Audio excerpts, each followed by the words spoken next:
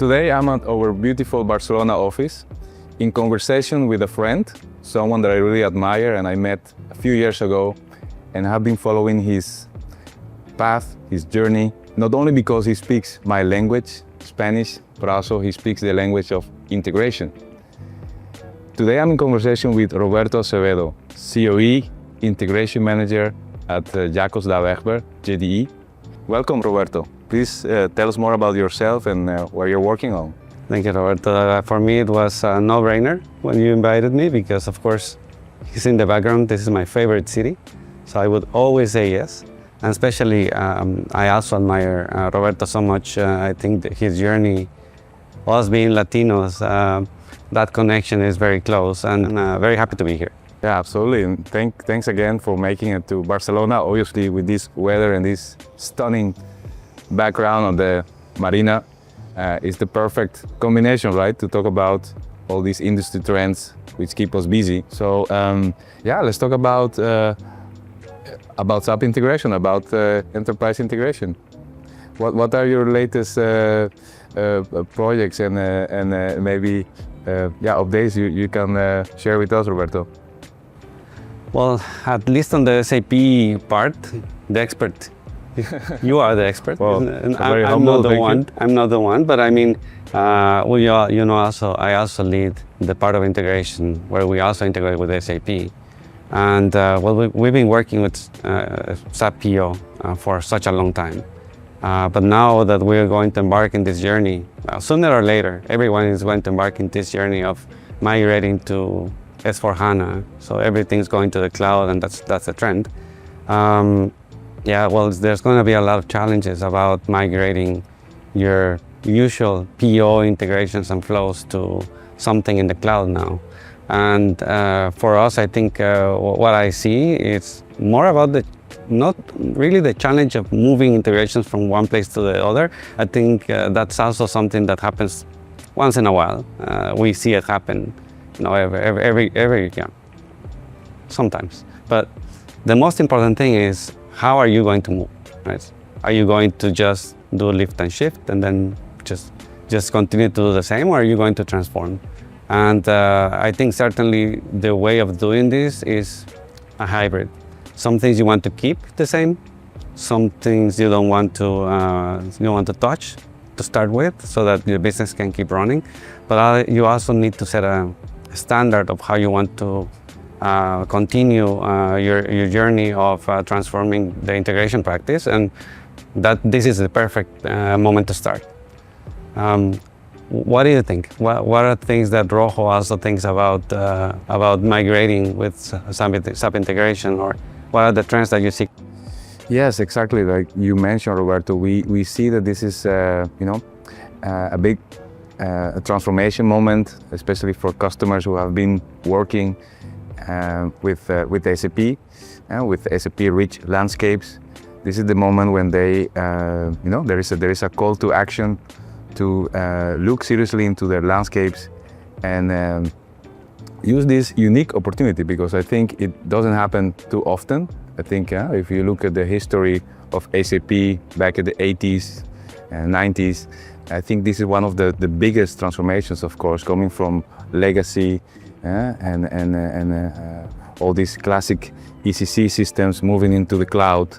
It represents a lot of effort and leaving behind old ways of working, moving into a new way of working with all the new advancements and functionalities that SAP BTP and Rise with SAP is providing. And also because of the proliferation of SaaS. So Rojo, from the beginning, we have taken this, I would say, this mission to help and enable those organizations and our partners, because of course we always work in combination in that ecosystem, right? Clients, partners, and Rojo as a holy trinity. And our mission is simple. Basically, we want to accelerate that transformation to the future by adding value, not by just, PowerPoint and selling slides, but by adding value, providing products with high quality.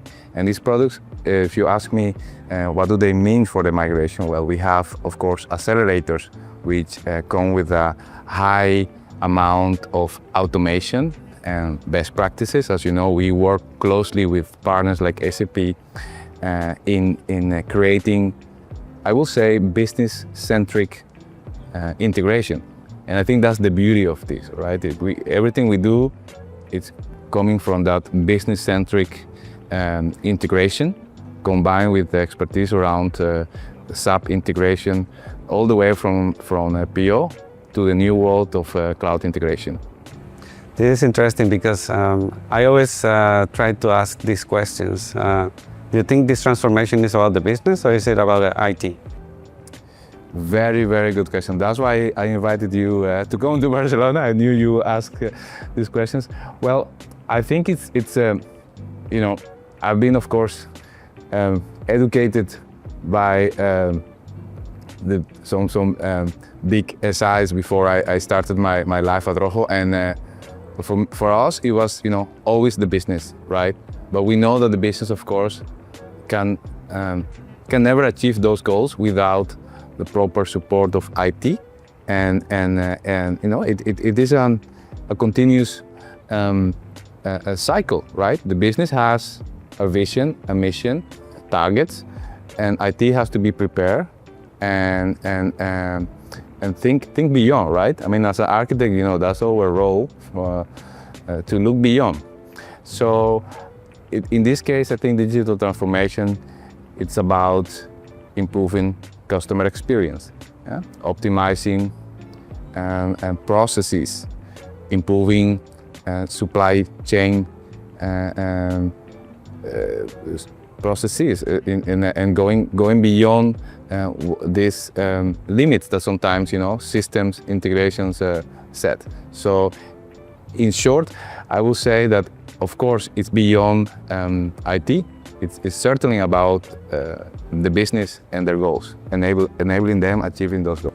So IT as an enabler, right? Of course. And I think that's the perfect take, because I do see that. I think the projects, migration projects like this, which are going to impact so much, are going to impact IT in a sense, but it's more about how do we take this opportunity to impact the business in a better way, so that in the future, whenever these projects are completed, the business is running smoother, better, and performing much better than what it does now. And that's where I see IT coming in, and where I see integration coming in. That we need to be very creative, we need to innovate, we need to make sure that we propose things that are going to be effective in the future, not effective only on the part of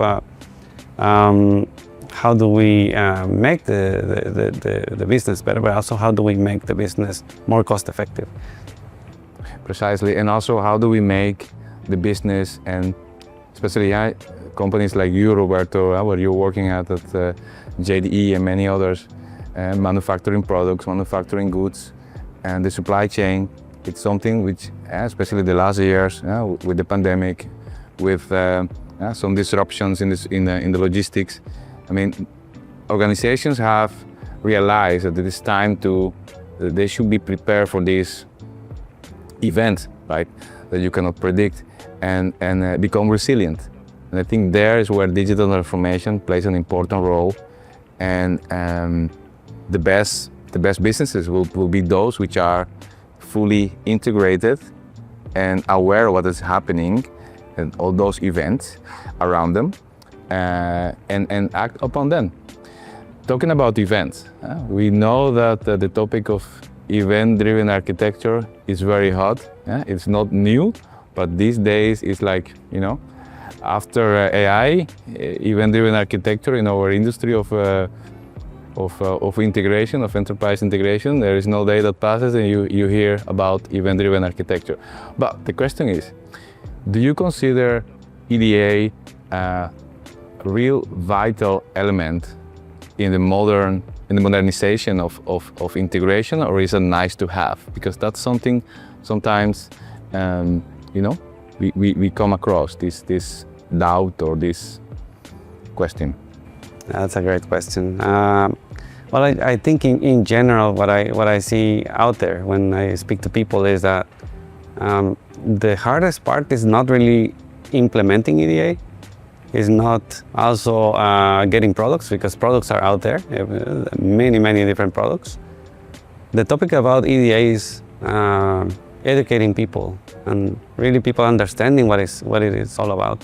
Because it's not only about the tools, right? It's about the mindset. It's about changing the way that you do things. And we've been looking at it. I mean, for 5 years now in JDE, that's been the topic. And you mentioned something that was quite interesting, because I joined JDE during COVID. So I never met my team in person. And we implemented EDA without being in the office. So everybody was at home. So we had people in different places of the Netherlands, but we had people in India, and we had people in the Philippines, and we were all working together towards this, right? And it was just an amazing experience how to approach something like this. So absolutely. I mean, you should write a book about that, huh? How to implement EDA during pandemic times. During pandemic times, yeah. So that transformation is about the mindset. It's not really about the technology, right? And that's why I was mentioning before is, well, we are enablers. We can do amazing things in IT, right? So if we choose the right tools and the right topics, we can do great things. But enabling the business to continue to run and improve during those times, that was really, and you know, well, that was really good. But you know that we had some success stories with a couple of partners, and also we got an innovation award because of the continuous, let's say, work on EDA that we've been doing. Especially when you ask about, is it a nice to have? I think it was a nice to have, but I think now as the world is becoming interconnected and we are reacting to events every day, you know, with everything that we do, just by having a phone you can just see that. But I mean, that's the least of the important things. When you see things coming or happening in the business, how interconnected all of these things are, it's impossible to think that you can still do things in the traditional way of point-to-point or batching, and I think you need to continue to evolve, and EDA is in my opinion, the way to go. And it's important that we educate what an event is, and how events are interconnected in the company. How do they relate to each other? Also, how one of those events can react to many others, right? And you can see it in the office. If you just walk around the office and you start talking to people and you understand their business processes, you can see that all of those things that they do regularly, they connect to everybody else. Right? So if we can just transform or understand that we can transform those processes into digital processes through events, I think it's a game changer. So for me, it's not a nice to have anymore. I think it's the most important transformation and integration that we have seen in the past years. Thank you for giving your insights on this, because actually we live in this world, everything is an event, right? So I think it makes completely sense that also for in the world of business and the corporates, event-driven is the way to go. Obviously, I think you will concur with me that not every process is necessarily event-driven and candidate, but I would say that at least if you are in a position, I mean, like you are, Roberto, at GDE, and sometimes we play that role also with our clients. If you're in a position to dictate or influence, recommend the future of a company when it comes to their future integration strategy, then you must at least have a full overview of those integrations, those processes which will benefit and add value to the business by moving them, transforming them into event-driven, because the opportunity is there and the value can be unmeasurable. It can be very, very substantial. Yeah, I think at this point you will have to really talk me through and convince me about not doing something event-driven. That's what we do now. That's what we do now in JD, right? Isn't? I mean, I think that's a very known quote. I think it was one of the first Amazon Web Services CTO that said something like, "Okay, guys, he sent this memo across Amazon Web Services or Amazon. From now on, everything is API driven. So comply or explain."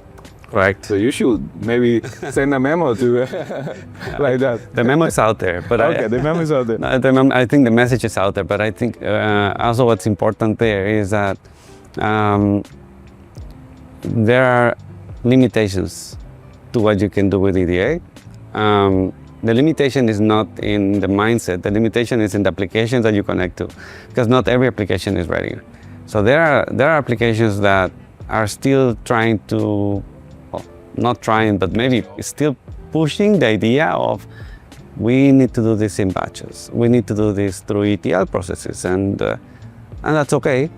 If it's the right use case, like you said, I think it's okay. But as we go, I cannot expect that in 5 years, I will still have an application that will ask me to move an X amount of data for integration through batches of, I don't know, gigabytes of data or megabytes of data every hour, every 2 hours, because the business will just continue to lose opportunities reacting to that information. We cannot continue to react every hour, every 24 hours, every set amount of days. We need to be able to react in real time. And that's a very good point, because I believe, I'm a fervent, I have put on my LinkedIn profile now, I'm an integration aficionado, because I really feel like, just like Latino that we are, I feel like we have a duty, to help these organizations, to help the businesses we work with and our partners, in their journey to the truly digital transformation that adds value to the business. And when I see at 2025 a SaaS software that claims to be, we can integrate with SAP, okay? Then you have the SaaS platform. Okay, guys, where is your SFTP? Where are the files? Okay, you can have that as an option, but you should also offer customers like you that have decided that for me, this is the road ahead, an event-driven option or any other option that that fits within the strategy of the customer, and not force me to stay in the in the old world of files and batch-based processes. That's my belief. I think you're right. When we were talking about the EDA just a moment ago, you mentioned something that caught my attention, and actually is this point about those applications which are not yet able to connect to the EDA or support the EDA way of communication. How do you see that in terms of the interoperability and connectivity between SAP and other systems? Roberto, I think that's an interesting question, because as integration practices, we need to continue to support those use cases, right?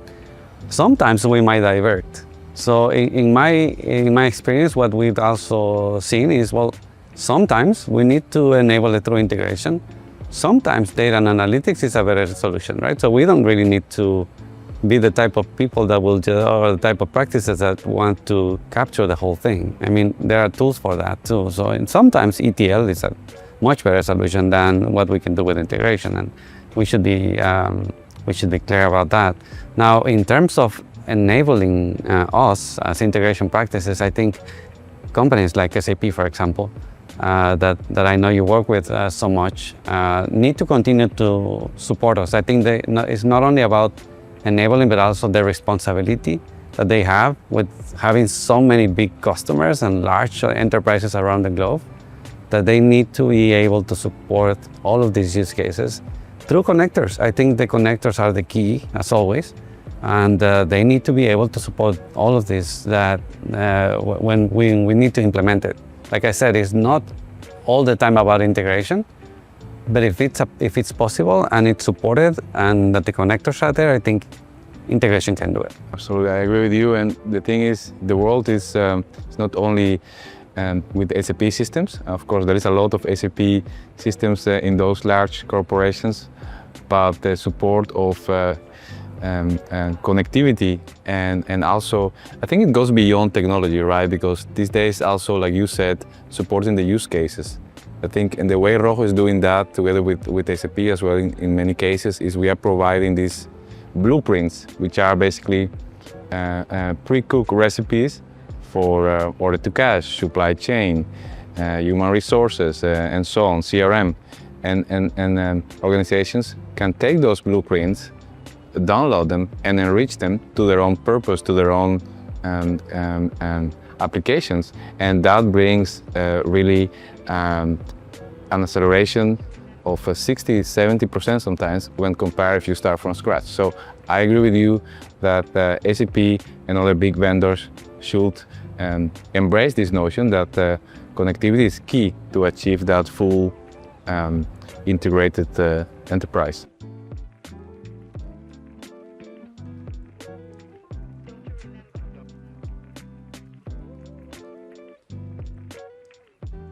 At some point, I believe there will be this kind of internet of AI agents. Agentic should be tied to integration. Customer service is going to be much better. But also cost-wise, internally, you're going to get so much better results. And if you wait for that data strategy to be there, then it's going to take you years. By the time you do that, I mean, the opportunities are gone.